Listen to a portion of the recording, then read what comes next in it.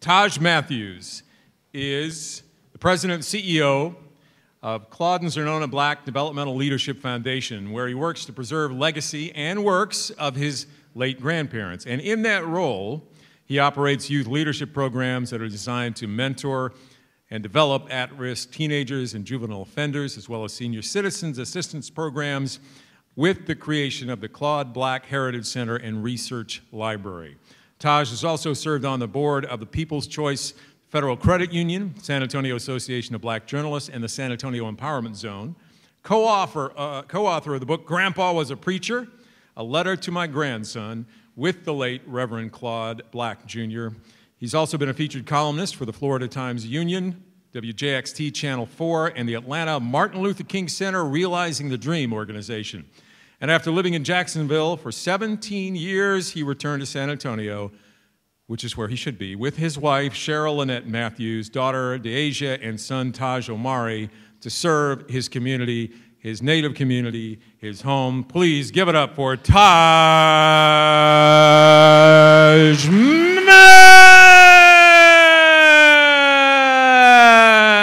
Matthews.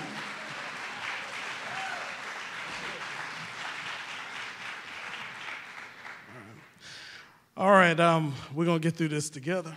I had a root canal about 4 hours ago. Bad thing about it is it didn't go too well, so they had to stop in the middle of it and tell me to come back next Wednesday.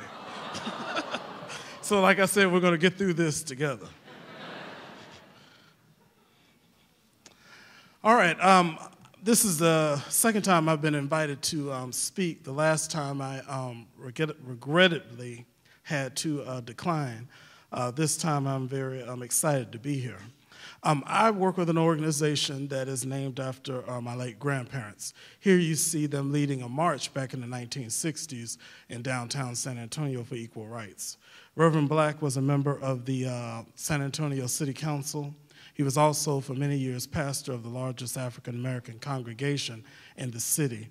He worked with many national leaders such as Martin Luther King, Thurgood Marshall, and many others who frequented his home. My grandmother was director of the USO for African Americans back in the 1940s. In 1943, she was featured on the cover of the New York Times. You'll ask why did that happen? Well, she was a black woman, and she was the most photographed woman in San Antonio for that year. Their life was working for community and for people. So how do you keep that going? At age 90, he wanted to continue working for his community. So he wanted to work with youth. So that's how this organization was born. In this program, we work with real youth, real teenagers from all across the city. Now, you'll look at some of these pictures and you see a lot of African-American kids, where there are all kinds of kids that participate in this program. We have kids that are Hispanic, black, white, Asian, all cultures. They get exposed to all kinds of things that they would never be around. Many of them come from homes where there's single home. There may be a situation with a parent in the home. We have kids that have parents that are in the prison system. Many of these kids have been in the juvenile system themselves. Many of them have never been outside of their community. One of the things that we strive to do is to expose them to unique experiences. One of those experiences was going to Washington, D.C. for the last inauguration. Not because it was Barack Obama, but because many of them have never been outside of their community. If they do go somewhere, it's usually to the mall, places like that. Why do they go to the mall? Shoplifting, fighting, going to hook up with some girl or some guy. Getting them to see different experiences. As you see in some of these shots, they're getting the chance to meet individuals that they may never get to meet on a regular basis. Getting exposed to different experiences that they may not get exposed to. Things that we take for granted. I mean, how many of us went skating throughout our whole childhood? There were kids that had never been skating before, bowling, to the movies.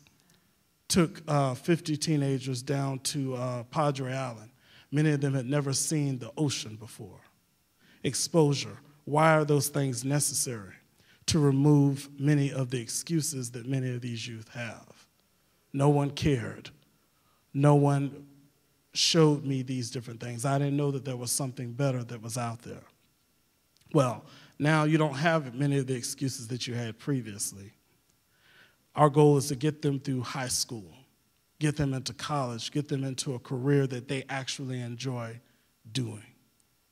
Here they are at an aviations camp where many of them got the chance to actually go up in a plane and fly around. I didn't get a chance to go up in the plane. I wish I had, but that was not the case. With this in mind, understanding the plight of at-risk teenagers. Many of us think that they behave the way they behave because that's just the way they are. Understanding where they come from. Understanding that many of us play a part in the development of many of these young people. Everyone in this room actually plays a part in that. As you see here, they're having lunch at the Via Metropolitan Auditorium, getting to see how the buses are put together. Many of them ride the buses and don't even know how they get their bus drivers or even get the routes. Here they are at one of the museums. We went to Austin, went to a museum up there. We have a summer job program that we put together where we actually teach them skills on how to conduct themselves on a job, how to fill out a timesheet. Here they are at a mock trial. We have one of our juvenile judges who is so tired of having to sentence kids to extreme sentences, so she said, you know what, we're going to bring the kids into the courtroom and show them how it works from the inside out rather than them coming from the outside in. So my presentation is more just to be more informative on what part you play. Even if it means that you can't personally mentor a youth yourself, you can encourage someone else to do that. When you see a youth that's within your community, you can find a way to mentor that youth by just giving them a kind word, an encouraging word. The arts, when I heard the artists earlier speak, that's one of the greatest outlets for many of these youth because they love arts and crafts. They love entertainment. They love sports. They love outings. So I give this to you tonight to keep this evening uplifted because it's been a great evening so far. But I also ask you to think about what you can do for your community. Here they are with our Congressman Castro in Washington, D.C. That was a great moment for many of them because many of them got to ride the subway, got to actually go to the Capitol, got to see the Smithsonian, came back with numerous experiences. One of the young men that went on that trip with us said to me, I got to go to 5 states. And I said, 5 states? Yeah, 5 states. We rode a plane. So they stopped, you know, you get your layover, get to Washington, you get to go to Virginia and wherever else is around there, you all know. And then on the way back, they got to stop through a city on another layover. But anyway, those are the kinds of things that we need to have more of in our community. Thank you.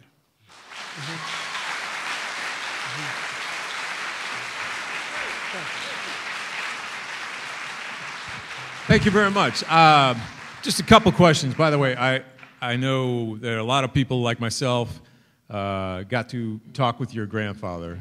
What a driving force he was. I know you got a little bit of that in you. When you thought about what you wanted to do with your life, how did you get to Florida and then wind up back here? Well, I'm going to tell you this. I have 2 kids of my own, and I didn't want to be bothered with anybody else's kids. When you're dealing with your own, and that's the way many of us are. We want to worry about what's going on in our home. And I think that after the passing of my grandparents, I felt a pull to come back to San Antonio. And so I came back here not knowing what I was going to do. And I just happened to have some property that I needed cleared out. So someone said, well, get some inmates to do it. And then I tried that, and then they said, you need to get you some juveniles to do it. So who you been hanging with? I mean... And so ever since then, it's been one of those, it's been, passion. How about, I know you came back in between that to visit people, but over that 17 years when you were gone, how much change did you see and how much more did you expect? You mean here in San Antonio? Here in San Antonio. Well, I'm from the east side of San Antonio. So when I left, the east side was pretty vibrant at that time. So when I came back, it kind of was very depressing looking. But as you see, San Antonio is doing a lot to develop that community, as we have with Eugene Seymour, who's here tonight. Yeah. He's coming here. He's one of those gentrifiers? He's come in and he's been beat up pretty bad, but he's one of those folks that's come in and invest. So that's made it, a lot better. And speaking of that, what do you see as, there's a mixed blessing of development just east of downtown. People worried about it's going to force them out of their homes because it's going to cost too much to keep up the taxes and that kind of thing. Do you see that as a problem, a real problem on the east side? Well, to tell you the truth, wherever I live, I've got to keep up my property. And, it's a responsibility that we have. There are a lot of programs that are out there that people can take advantage of to do that. I know that for a fact that that is available. So it's just a matter of getting out and getting it. So it's okay for Alex Rivard to live on the east side? No. Oh. I think he and his dad are taking over. Oh, okay. And on that note, that's a good thing, we can find out more about the Claude and Zernona Black Developmental Leadership Foundation. And I understand that you would, encourage people to come over there and find out more as well as, because I know your grandfather did. Thank you very much. Give it up for Taj Matthews.